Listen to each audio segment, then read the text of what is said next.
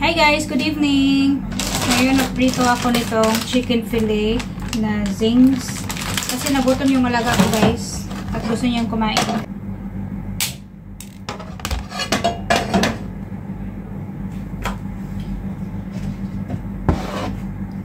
Use oil yung ginagamit ko guys.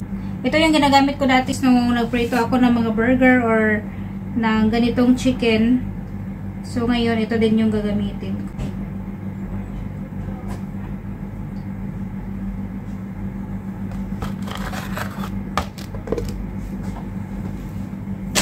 Ito yung chicken guys. At sobrang laki pa ng gunting namin dito sa kusina.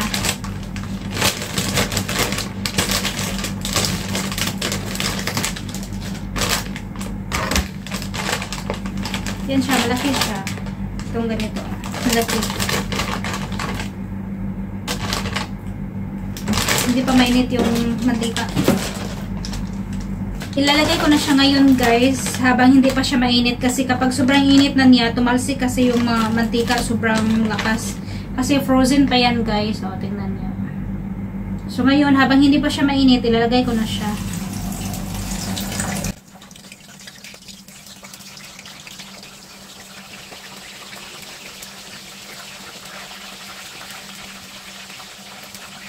Apat na piraso lang yung lulutuin ko kasi sobrang laki.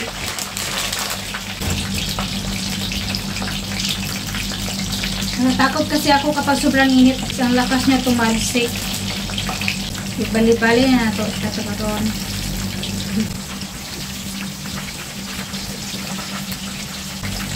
Kami lang kasi dalawa ng alaga ko ngayon na kasi nagtatrabaho yung mga amo ko.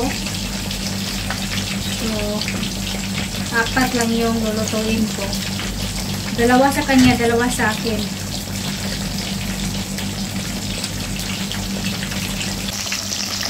Yan siya guys.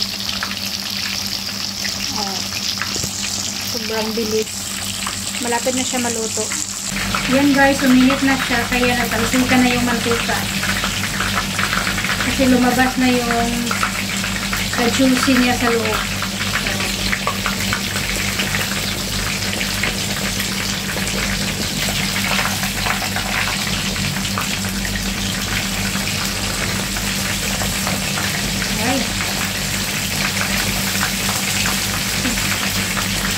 Lakas na makatalsik guys, grabe.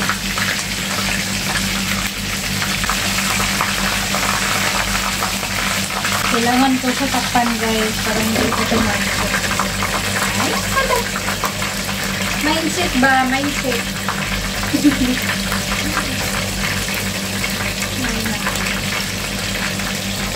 Wala na, hindi na matalsik. Mga 1 minute na lang guys, maluto na yan.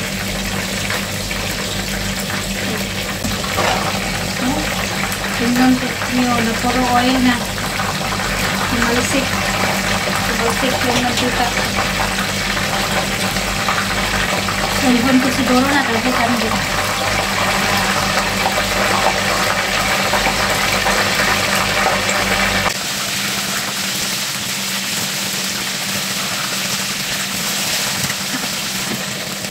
Sobrang lakas makatalsik guys. So, na puro oil na. Yeah, ayaw ko talaga mag-prito nito guys. Grabe. Ang lakas tumalsik ng mantika. Ano, sobrang juicy to sa loob. Kaya kapag malapit na siya maluto, lumabas yung mga juicy niya. Kaya, yan. Tumalsik yung mantika. Tingnan nyo guys. So, yan na siya.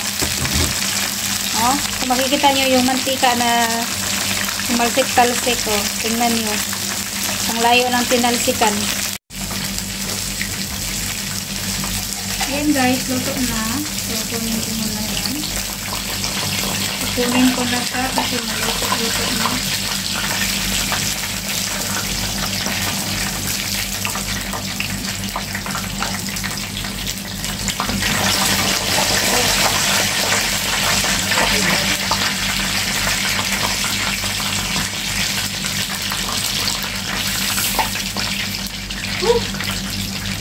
Success!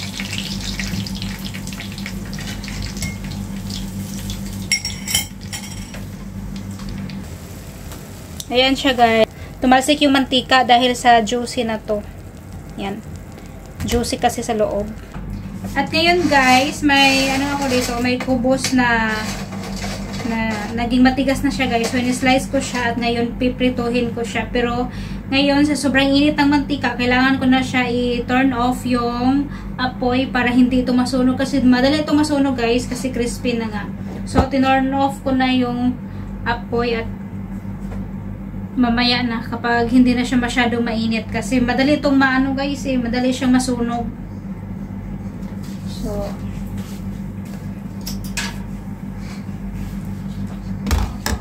mga seconds lang to kailangan dito. Kasi madali masunog. So, ngayon nilalagay ko na siya. Oh. Oh. Tingnan niyo. Patay na yung apoy, pero ayan na siya. Uy. Enough na. Ayan lang siya, guys. Kailangan lang siya pakuratan sa kalayo para di po siya mapagong. Kaya, dali ka siya mapagong. Agoy.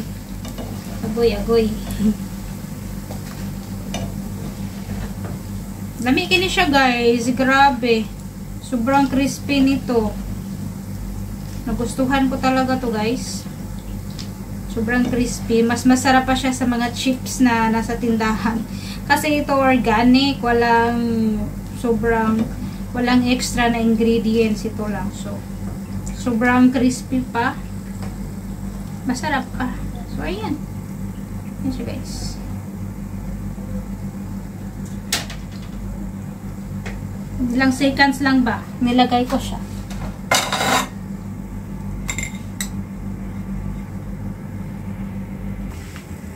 Ayan siya, guys. So, diba? Oh, ganyan lang siya dapat. Kasi kapag matagal siya sa apoy, guys, madali siyang masunog. So, ganyan lang para masarap siya. Sobrang crispy niyan. At ito yung manok. Ayan, guys. Kakain na ako. Ako lang mag-isa dito sa lamisa. Kasi yung alaga ko, yan, kumuha lang siya, guys. Ako nasa kwarto siya. Kumain kasi nag-study siya, guys, at doon na din siya kumain. So, ayan, tigdala-dalawa kami. Dito yung crispy na roti. Yan, guys, tingnan nyo, sobrang crispy nito. Mainit. Diba, sobrang sarap. Kung marinig nyo yung crunchy, sobrang sarap. Mag-enjoy talaga kayo, guys. Kaya kapag magprito ako ng manok, magprito din ako ng ganito. Sobrang sarap. At ito yung kanin ko. At hindi ako mahilig sa ketchup, guys. Kaya wala akong ketchup. Ito lang. So, ayan. That's it. And guys, tingnan nyo.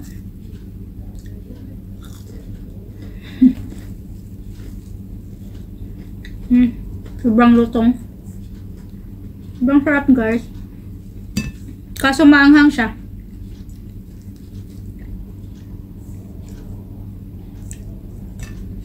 Kain.